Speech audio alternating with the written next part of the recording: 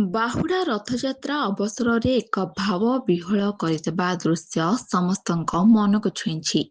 ପ୍ରାୟ 80 ବର୍ଷ ବୟସର ଜଣେ ବୃଦ୍ଧ ଭକ୍ତ ମହାପ୍ରଭୁ ଶ୍ରୀ ଜଗନ୍ନାଥଙ୍କ ପ୍ରତି ନିଜର ଅଗାଧ ଭକ୍ତି ପ୍ରକାଶ କରିବାକୁ ରଥ ସମ୍ମୁଖରେ ଭକ୍ତି ଭାବରେ ନୃତ୍ୟ ପରିବେଷଣ କରିଥିଲେ। ତାଙ୍କର ଉତ୍ସାହ, ଶକ୍ତି ଓ ଅପାର ଭକ୍ତି ଦେଖି ସେଠାରେ ଉପସ୍ଥିତ ହଜାର ହଜାର ଭକ୍ତ ଆଶ୍ଚର୍ଯ୍ୟଚକିତ ହୋଇପଡ଼ିଥିଲେ। ବାହୁଡ଼ା ରଥଯାତ୍ରା ଅବସରରେ ରଥ ଟାଣିବା ସହିତ ହରିବୋଲ ଓ ଜୟ ଜଗନ୍ନାଥ ଧ୍ୱନିରେ ସମଗ୍ର ପରିବେଶ ଭକ୍ତିମୟ ହୋଇ ଉଠିଥିଲା। ଏହି ସମୟରେ ବୃଦ୍ଧ ଭକ୍ତ ଜଣକ ସଙ୍ଗୀତର ତାଳେ ତାଳେ ନାଚି ନିଜର ଆଧ୍ୟାତ୍ମିକ ଭାବନାକୁ ପ୍ରକାଶ କରିଥିଲେ। ତାଙ୍କ ନୃତ୍ୟ ଦେଖି ଅନେକ ଭକ୍ତ ତାଳି ବଜାଇ ଉତ୍ସାହିତ କରିଥିଲେ ଏବଂ ଅନେକ ମୋବାଇଲରେ ଏହି ଦୃଶ୍ୟକୁ କଏଦ କରିଥିଲେ।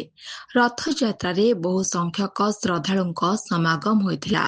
ଶୃଙ୍ଖଳିତ ପରିବେଶ ମଧ୍ୟରେ ଭକ୍ତମାନେ ମହାପ୍ରଭୁଙ୍କ ଦର୍ଶନ କରିବା ସହିତ ରଥ ଟାଣିବାର ସୌଭାଗ୍ୟ ଲାଭ କରିଥିଲେ।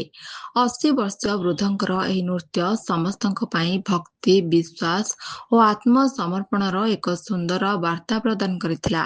ଉପସ୍ଥିତ ଭକ୍ତମାନେ କହିଥିଲେ, ବୟସ କେବେ ବି ଭକ୍ତିର ପଥରେ ବାଧକ ନୁହେଁ। ସତ୍ୟ ଭକ୍ତି ଥିଲେ ମଣିଷ ଯେକୌଣସି ବି ବୟସରେ ମହାପ୍ରଭୁଙ୍କ ସେବାରେ ନିଜକୁ ସମର୍ପଣ କରିପାରେ। Bureau report, Sitaram TV Odia.